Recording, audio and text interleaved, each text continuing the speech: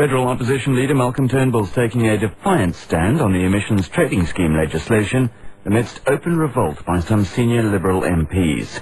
Mr Turnbull told a hastily called news conference in Canberra he respected the right of Liberal MPs to cross the floor of Parliament and vote against the legislation if they wished. However, he says he remains the leader of the party and its integrity is at stake over the issue. Mr Turnbull says the Liberals achieved what he called enormous concessions from the government on the ETS package, and the party should now allow it to pass in the Senate. Australians expect their political leaders to act responsibly, to take action on climate change, to protect and safeguard the future of our planet, the future of our children. That is the challenge for us now, and I'm committed to it. We must be a party committed to action on climate change. The Rudd government has welcomed the opposition leader's statement that he still expects the emissions trading scheme to pass through federal parliament. This requires a vote on the legislation in the Senate by 3:45 p.m. today before it's returned to the House of Representatives for final approval on Monday.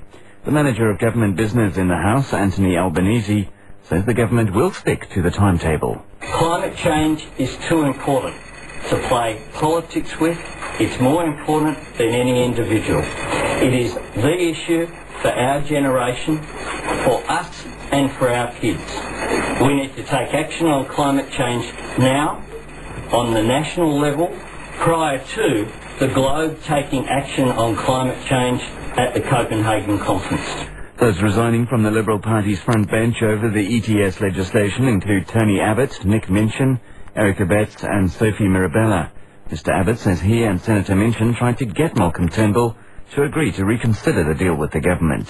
We put it to Malcolm that in the light of the meltdown which is currently taking place within the Liberal Party, that the matter should be reconsidered. Senator Betts has told Sky News Mr Turnbull is wrong to claim that a majority of federal coalition MPs support the ETS deal. People have now printed off the list of those that spoke in the party room, and in my mind there is no doubt that a majority of people in the party room spoke against the proposal that was put before us, and so within my own conscience I'm satisfied I'm doing the right thing by the people of Tasmania, by the people of Australia. One Liberal backbencher, Peter Slipper, says Mr Turnbull should resign from the leadership for saying that most MPs support the ETS deal. Malcolm Turnbull is paying a very heavy price for wrongly calling the result in the party room. I think it's really in the interest of the party that he resigns as quickly and as decently as possible.